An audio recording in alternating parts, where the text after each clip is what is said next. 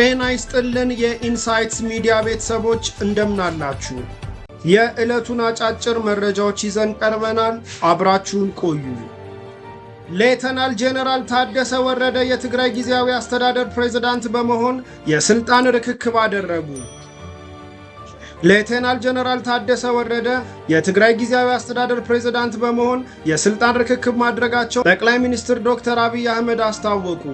የስልጣን ርክክቡ የተደረገው ጠቅላይ ሚኒስትር ዶክተር አብይ አህመድ በትላንትናው ዕለት መጋቢት 29 2017 ዓ.ም ላለፉት 2 ዓመታት የትግራይ ክልል ጊዜያዊ አስተዳደር ፕሬዝዳንት የነበሩትን አቶ ጌታቸው ረዳን በይፋ ማሰናበታቸውን ተከትሎ ነው።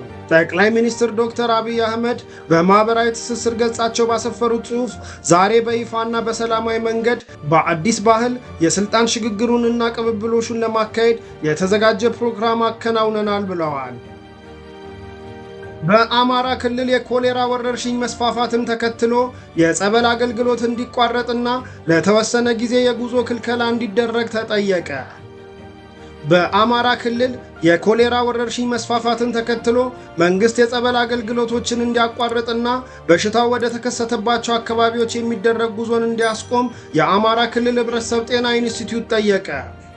የኢንስቲትዩቱ ዋና ዳይሬክተር በላይ በዛብህ በሽታው በመጀመሪያ በቋራ በርሜልና ምርት ደነጎ እየተባሉ በሚጠሩ ቦታዎች በመነሳት ወደ እንዳሳ፣ ጃዊ ፍልዋና በባህር ዳር ከተማ መስፋፋቱን ገልጸዋል።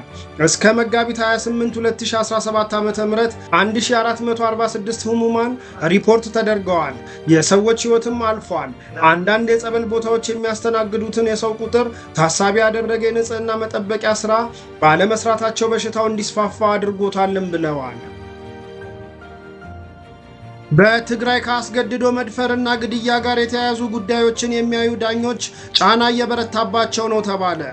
በትግራይ ክልል ከአስገድዶ መድፈርና ግድያ ጋር የተያያዙ ጉዳዮችን የሚያዩ ዳኞች እየደረሰባቸው ያለው ውስጣዊና ውጫዊ ጫናዎች እየተበራከቱ መጥተዋል፣ አሳሳቢ ሆነዋል ሲል የትግራይ ዳኞች ማህበር መጋቢት 27 ቀን 2017 ዓ.ም ባወጣው መግለጫ አስታውቋል። በአሁኑ ወቅት በተለይም ደግሞ ባለፉት 2 ዓመታት ታይቶ በማይታወቅ ሁኔታ በትግራይ በሴቶች ላይ አስገድዶ መድፈርና ግድያዎች ተበራክተዋል ሲል ማህበሩ በመግለጫው ጠቁመዋል።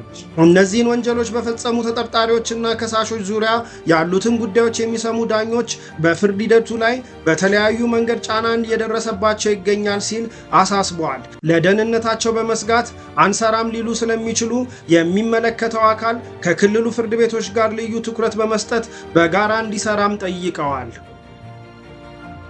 ከውጭ ወዳገኘናቸው መረጃዎች ስናልፍ የኢራን እስላማዊ ዘብ ጦር IRGC ዋና አዛዥ በዛሬ መግለጫው ለጦርነት ዝግጁ ነን አለ። ለጦርነቱ በሙሉ ተዘጋጅተናል። አሜሪካና አጋሮቿን ለመፋለም በጭራሽ አንፈራም። እነርሱን ከመፋለምም አንድ ስንዝር አናፈገፍግም። ይህ የኢራን እስላማዊ ዘብ ጦር IRGC ዋና አዛዥ የዛሬ መግለጫ ነው። በአሜሪካና ኢራን መካከል ያለው የጦርነት ጉሰማ ተካሮ ሲቀጥል አሜሪካ የቦምብ ጣይ አውሮፕላኖቿን ከኢራቅ በቅርብ ርቀት በሚገኘው ዲያጎ ጋርሺያ የጦር ሰፈሯ እያጓጓዘች ትገኛለች። በተጨማሪም የጦር ጄት ተሸካሚ መርከቦቿም ወደ ህንድ ውቅያኖስና ቀይ ባህር መጓዛቸውን ቀጥለዋል። ኢራን በበኩሏ የጦር ኃይሏ በተጠንቀቅ እንዲቆም አዛለች። ሚሳኤሎቿም ተደርድረው የጠላት አቅጣጫን እንዲያልሙ ተዘጋጅተዋል። በዛሬው ዕለት የኢራን እስላማዊ ዘብ ሰራዊት IRGC አየር ኃይል ለየትኛውም ማጥቃትና መከላከል በተጠንቀቅ እንዲቆም ታዟል። የIRGC ዋና አዛዥ በኢድ ዕለት ባስተላለፈው መልእክት አሜሪካ ማለት መስታወት ላይ ቆሞ ድንጋይ እንደሚወረውር ሰው ነች።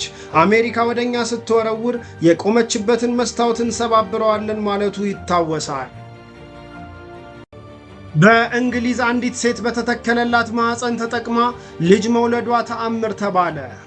በእንግሊዝ የሕክምና ታሪክ ውስጥ የመጀመሪያ ጊዜ አንዲት ሴት ከእህቷ ማህፀን ከተቀበለች በኋላ ጤናማ ሴት ልጅ ወልዳለች። ግሬስ ዴቪድሰን 36 ዓመቷ ማየር ሮኪስታኒ ኩስተርሃውዘር ሲንድረም የተባለ ያልተለመደ በሽታ ይዛ የተወለደች ሲሆን ይህም የሚሰራ ማዕፀን እንዳይኖራት አድርጓታል። እንደ አውሮፓውያን አቆጣጠር በ2023 በኦክስፎርድ በሚገኘው ቸርችል ሆስፒታል ውስጥ ለ17 ሰዓታት በፈጀና ታሪክ በሰበረ ቀዶ ጥገና የእህቷ ኤሚ ፖርዲ የለገሰችውን ማዕፀን በተሳካ ሁኔታ ተቀበለች። ከአንድ ዓመት በላይ በሆነ ጊዜ ውስጥ ግሬስ የካቲት 27 ቀን በለንደን በሚገኘው ንግስት ቫርሎት እና ቼልሲ ሆስፒታል በቄሳሪያን ቀዶ ጥገና ኤሚ ኢዛቤል የተባለች ሴት ልጅ ወልዳለች። እነዚህ አይነት አዳዲስ እና አንኳር መረጃዎች በየቀኑ እንዲደርሱ ሚዲያችንን ፎሎ፣ ላይክ እና ሼር በማድረግ ቤተሰብ ይሁኑ።